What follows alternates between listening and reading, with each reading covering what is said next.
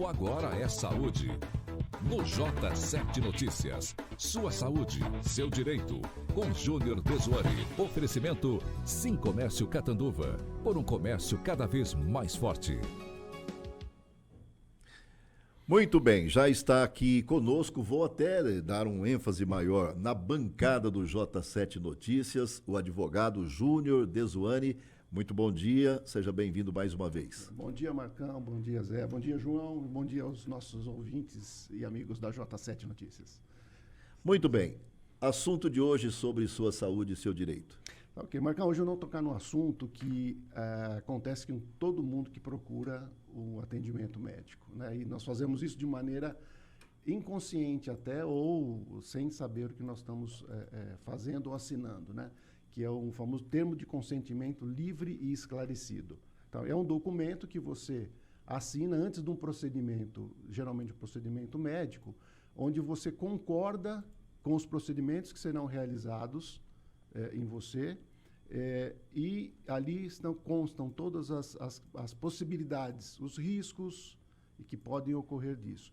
E que muitas vezes, na grande maioria das vezes, as pessoas não se atentam a isso, elas não leem. Ninguém lê. Ninguém lê, né? Vai automático. A pessoa está tão focada na questão da enfermidade, vamos dizer, em busca da cura, que acabam não passando despercebido. Isso é muito importante, né? Porque só vão lembrar ou só vão fazer uso desse documento depois numa questão, numa possível judicialização, aí é que vão retornar esse documento, aí verificam as questões, né? A assinatura lá. A assinatura. Mas, que é a concordância. Exato, mas que também, só o fato de assinar, existem algumas particularidades, que só o fato de estar assinado não significa que a pessoa tomou conhecimento. Antes de nós darmos aí continuidade nesse nosso bate-papo... É mais ou menos o seguinte, Júnior, criando aí um preâmbulo, eu vou no médico fazer uma consulta e aí a enfermeira, assistente, pergunta para mim: você tem alergia a esse tipo de medicação? Eu fico na dúvida e falo não. Na verdade, isso é uma coleta de dados, né? Nós falamos isso no programa passado, a questão da coleta desses dados... Da LGPD. Da LGPD, então vai para o prontuário, assim como o termo de consentimento também. O termo de consentimento... Ele é confeccionado, ele é um documento que deve ser escrito, estar impresso, a partir do momento que o médico explica para você, passa para você as informações do tratamento que ele propõe para você, dos riscos, dos benefícios, dos efeitos colaterais, dos cuidados que você tem que ter, por exemplo, no pós-operatório. Depois de você entender todas essas situações, que será feito um procedimento em você, você concorda. Então, um termo de consentimento. Você consente que o profissional proceda a determinado procedimento no seu corpo, você sabendo desses riscos ou dos benefícios. Então, aí há essa concordância. Mas essa concordância, então, do termo já diz, termo de consentimento livre e esclarecido. Então, eu consinto de maneira livre porque eu estou esclarecido das possíveis consequências. Correto? Por que se deu isso? A gente tem que fazer uma conceitualização histórica, né? Antigamente, a relação médico-paciente, ela tinha uma relação mais paternalista. Ou seja, você ia no médico, o que o médico dissesse era lei. Olha, eu vou fazer tal coisa, vou abrir, e você acabava se sujeitando a isso porque você acreditava. Porque ele detém... É leigo, né? Ele detém a competência técnica. Porém, vai ser feito um procedimento em você. Você tem direito a escolher. Aí é um ponto até que muito discutido isso, você pode até decidir por não fazer o procedimento. A gente coloca em discussão qual é o maior bem que nós temos hoje. O maior bem que nós temos hoje é o direito à vida. Então, é um direito absoluto? Não. Porque eu posso optar por não viver. Eu posso optar por não viver, é um direito meu. Interessante. Tem alguns casos, muito nos Estados Unidos, no Brasil já acontece, as pessoas tatuam nessa região aqui do coração, do peito, não reanimar, não reanime. Porque ela quer que, se caso ela passe por algum problema e ela a equipe médica, a equipe de socorro, faz o atendimento e vai reanimar com desfibrilador, ela não quer ser reanimada. Ou seja, ela está abdicando do direito à vida. E como ela está inconsciente, como ela manifesta o seu consentimento? Então, ela já deixa tatuado isso. E já existem casos, agora a justiça, como eu disse, vem decidindo algumas questões, e hoje ela já entende que aquilo é uma manifestação de vontade, é a sua vida. Porque há casos em que a pessoa foi reanimada, porque o atendente ali primeiro colocou o seguinte: primeiro a vida é mais importante. Então a reanimou e acabou sofrendo um processo. Eu ia falar, sofreu o processo, a pessoa que foi reanimada ali ainda processou a pessoa que reanimou. Porque ele não queria. Coisa interessante. Aí nós vamos entrar. Mas por que uma pessoa chega a esse ponto de não querer ser reanimada? Existem umas questões culturais, de crença religiosa, enfim. Cada um, né? É de foro íntimo. Diz respeito à minha vida, diz respeito à minha vontade, à autonomia da vontade. Esse é o termo. Eu não sei exatamente... A questão da doação de órgãos, basicamente é a mesma coisa. Eu não sei exatamente o termo aí, no caso específico.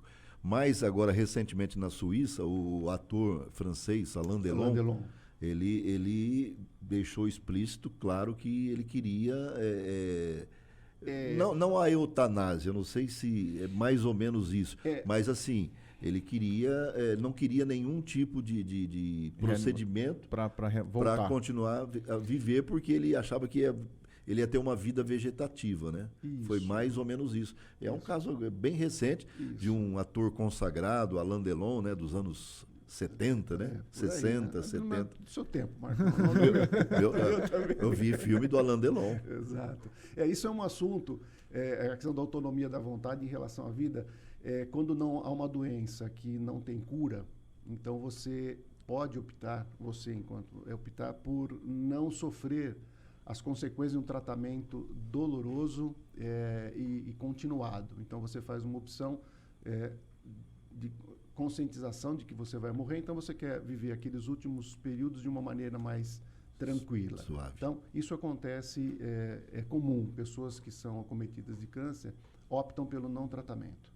Então, eu prefiro ter um período menor de vida, porém com uma qualidade melhor. Né? Uhum. E por incrível que pareça, há casos de pessoas que abdicam do tratamento, que tem uma previsão de vida aí de no máximo 1 ano, que acabam com uma sobrevida de 5, 6 anos plena sem o tratamento. Aí entra questões psicológicas, questões até religiosas, podemos considerar assim, né? O estado de espírito da pessoa. Né? Então, existem vários casos para serem analisados. Né? Então, retornando ao que nós estávamos falando, a questão daquela relação paternalista, ela com o tempo ela foi se aprimorando. E hoje o paciente e o médico estão em pé de igualdade. Né? Então é uma relação mais equânime, mais equilibrada e de respeito. Então o médico ele tem por obrigação, aí é uma questão, a legislação começa a se manifestar, começa a equalizar essa relação. Então ele tem que explicar, ele tem que falar o procedimento que ele vai fazer, como será feito, quais são as suas consequências, né? Sob pena de responder depois por qualquer tipo de dano em função do defeito da informação. Há casos em que a pessoa entra com uma ação por erro médico e defeito da informação. Não configura o erro médico, o procedimento foi realizado de maneira correta, com a técnica adequada, mais recente, né, da questão científica. Porém, o paciente não foi informado de um eventual efeito colateral, um resultado. Então, ele é absolvido aqui da questão do erro médico, mas condenado pelo defeito da informação.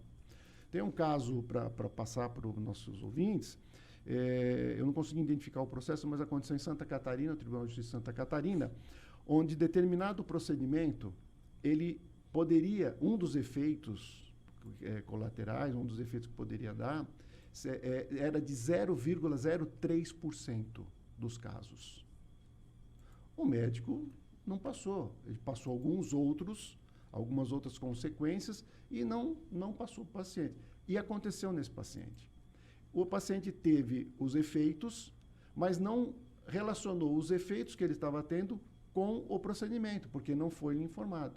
E isso acabou indo para o judiciário e o médico foi condenado porque houve um defeito na informação. Agora, de 0,03 em casos mundiais... É uma possibilidade ínfima, ínfima, mas aconteceu. E pode acontecer, porque nós somos individuais. Né? Nós somos hoje 7 bilhões de pessoas no mundo. Digital, cada um tem a sua digital. Então, nós somos únicos. Sem dúvida. Né? Por isso que o termo de consentimento livre e esclarecido diz que um documento não pode ser genérico. E aí que é o grande problema. Quando você vai fazer um procedimento, dão uma série de documentos para você assinar ou para o seu representante legal assinar, e você está assinando só que está de maneira genérica. E não pode. O documento tem que ser subjetivo. O médico tem que estar atento a isso. Que explicou...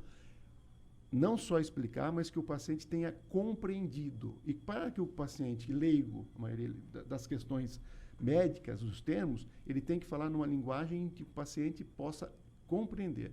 Por isso que o termo é esclarecido. Né? Então, aí você dá o consentimento. Né? Geralmente, ele é feito de uma maneira mais automática e dá problema.